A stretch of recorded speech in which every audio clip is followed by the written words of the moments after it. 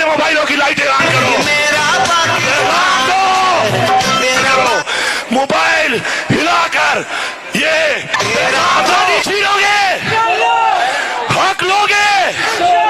बाद के नारों से मार और गूंज उठा है और 14 अगस्त की यहाँ पे एक तरफ तैयारियां और वहीं पे यहाँ पे लाठीचार्ज पंजाब पुलिस की जानिब से। और इस वक्त ये देखें मैदान जंग बना हुआ है और आज बाकी तौर पे मैदान जंग के मंजर बार बार मार रोड पेश कर रहा है कि यहाँ पे एकदम से यहाँ पे फोर्सेज आती हैं और एकदम से लाठी है और अब यूँ लग रहा है जैसे मजीद लाठीचार्ज करने जा रहे हैं। एक तरफ आतिशबाजी हो रही है, 14 अगस्त को यौम आज़ादी मनाया जा रहा है, वेलकम किया जा रहा है तमाम लोगों के, जहाँ पे तिल धरने की जगह नहीं है तो वहीं पे पुलिस की जानिब से लाठीचार्ज किया जा रहा है और सिर्फ इस बात पे लाठीचार्ज किया जा रहा है कि क्यों इमरान खान के हाथ में नारे लगाए जा रहे हैं। পাকিস্তানেও আশ্রে পড়েছে বাংলাদেশের ছাত্র বিপ্লবের ঢেউ তথা ইনসাফ স্টুডেন্ট ফেডারেশনের নেতৃত্বে পাকিস্তানের বিস্তীর্ণ এলাকা জুড়ে বিক্ষোভ শুরু হয়েছে। যুব সমাজের আইডল হিসাবে পরিচিত ইমরান খান প্রায় 1 বছর ধরে কারাবন্দী রয়েছেন। ধমে তাকে সরিয়ে এখন ক্ষমতায় আছে নওয়াজ শরীফদের জোট সরকার, যারা অনেকের কাছেই চোর হিসাবে পরিচিত। পাকিস্তানের সংবাদ মাধ্যমগুলো জানিয়েছে ইসলামাবাদ এবং ইমরান খানের পেশোয়ার অঞ্চল সহ পাকিস্তানের বিভিন্ন এলাকায় ব্যাপক বিক্ষোভ দেখা দিয়েছে। এসব বিক্ষোভের অনুপ্রেরণা এসেছে বাংলাদেশ থেকে।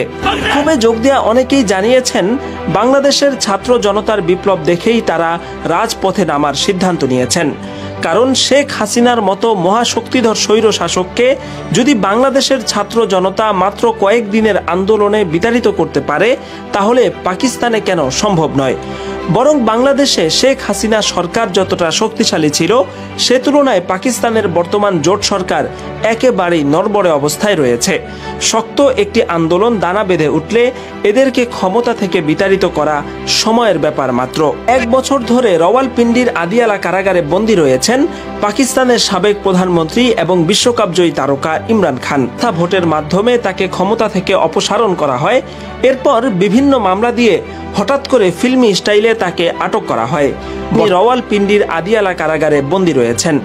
তার মুক্তির আন্দোলন যখন ধীরে ধীরে স্তিমিত হয়ে এসেছিল এর মধ্যেই বাংলাদেশের ছাত্র জনতার বিপ্লব দেখে নতুন করে আশায় বুক বাঁধতে শুরু করেছেন পাকিস্তান জুড়ে ছড়িয়ে থাকা ইমরান খানের কোটি কোটি ভক্ত অনুসারী। বাংলাদেশের ছাত্র জনতার বিপ্লব এখন তাদের কাছে অনুপ্রেরণার নাম। শেখ হাসিনার পতনে করাচির বাঙালি অধ্যুষিত ইব্রাহিম হায়দারি এলাকায় উৎসব মুখর পরিবেশ বিরাজ করছে। চলতি 5 আগস্ট শেখ হাসিনার পতনের পর থেকেই এখানকার বাংলাভাষী বাসিন্দারা আনন্দে মেতে উঠেছেন। সব মিলিয়ে বাংলাদেশের ছাত্র জনতার বিপ্লব এখন বাংলাদেশের মধ্যে সীমাবদ্ধ নেই। এই বিপ্লব এখন পাকিস্তান সহ বহু দেশের মুক্তিকামী জনতার অনুপ্রেরণায় পরিণত হয়েছে। বাংলাদেশের যুব সমাজ শুধু নিজেদের দেশকে মুক্ত করেনি, বরং হাসিনার মতো মহিলাকে সরিয়ে বিশ্ববাসীকে দেখিয়ে দিয়েছে কিভাবে স্বৈর শাসকদেরকে ক্ষমতার মসনদ থেকে উপড়ে ফেলতে হয়। এ কারণেই পাকিস্তানের অনুপ্রেরণা এখন বাংলাদেশ।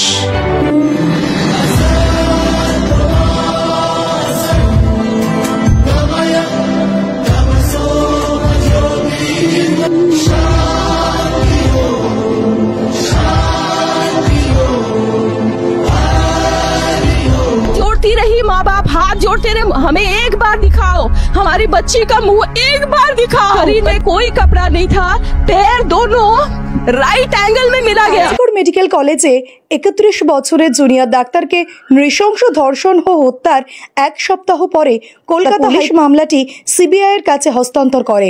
কলেজের অধ্যক্ষকে দীর্ঘ ছুটিতে পাঠানোর নির্দেশ দিয়েছে হাইকোর্টের একটি ডিভিশন বেঞ্চ। কিছু অনুপস্থিত ছিল।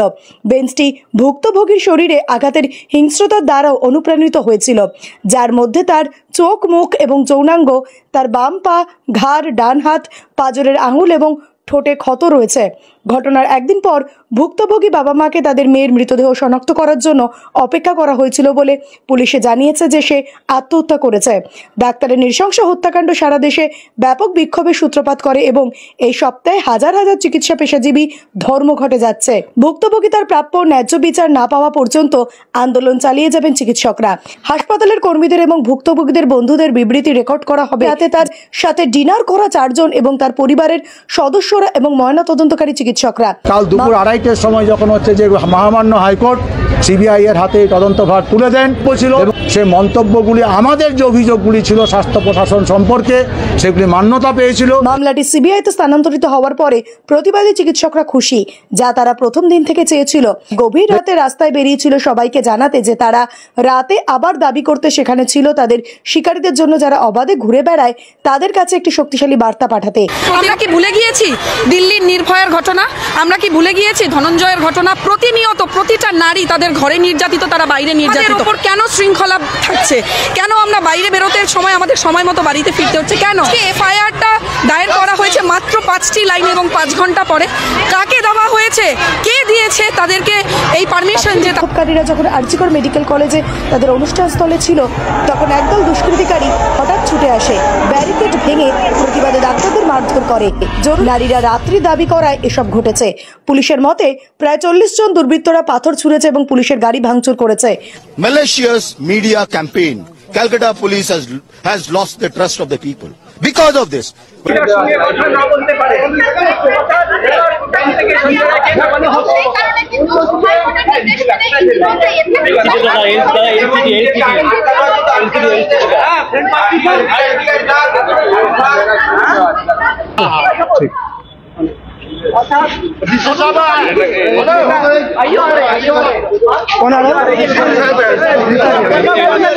সমস্ত ডকুমেন্ট ব্যাগে করে সমস্ত ডকুমেন্ট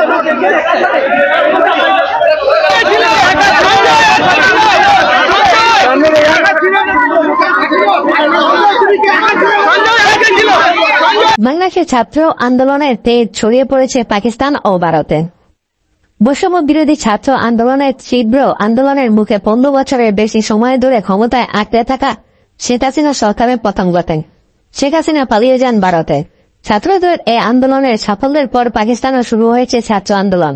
আর দুদিন ধরে চলছে বাংলাদেশের পার্শ্ববর্তী কলকাতায় নারীদের আন্দোলন। নারীদের এই আন্দোলন বাংলার ছাত্র আন্দোলন থেকে অনুপ্রাণিত মনে করছেন পশ্চিমবঙ্গের মুখ্যমন্ত্রী মমতা ব্যানার্জি। পাকিস্তানের ছাত্র আন্দোলন, পাকিস্তানে আন্দোলনের ডাক দিয়েছেন দেশের শিক্ষার্থীরা। দেশের সংবিধানের পুনরুদ্ধার এবং ছাত্র সংঘগুলোকে উজ্জীবিত করার লক্ষ্যে প্রধান বিরোধী দল পাকিস্তান তেহরিকে ইনসাফের পিটিআই ছাত্র শাখায় আন্দোলনের ডাক দিয়েছে। পাকিস্তানের সাবেক প্রধানমন্ত্রী ইমরান খানকে আগামী 30 আগস্টের মধ্যে মুক্তি দিতে প্রধান সরকারকে আলটিমেটাম দিয়েছে পাকিস্তানের টুরিস্ট ফেডারেশন। স্থানীয় সংবাদ মাধ্যমে বলেছে, স্পষ্ট শেখ হাসিনা সরকার পতনের ঘটনার বাংলায় ছাত্রদের আন্দোলনে প্রবাহিত হয়েছে পাকিস্তানের তেহরিক ইনসাফের পিটিআই ছাত্র শাখা ইনসাফ স্টুডেন্টদের ফেডারেশন। তার জন্য বিক্ষোভের ডাক দিয়েছেন। সম্প্রতি বাংলাদেশে বৈষম্য বিরোধী ছাত্র আন্দোলনের নেতৃত্ব শেখ হাসিনা সরকার পতন হয়েছে। ধারণা করা হচ্ছে আন্দোলন পাকিস্তানের তরুণদের অনুপ্রাণিত করেছেন।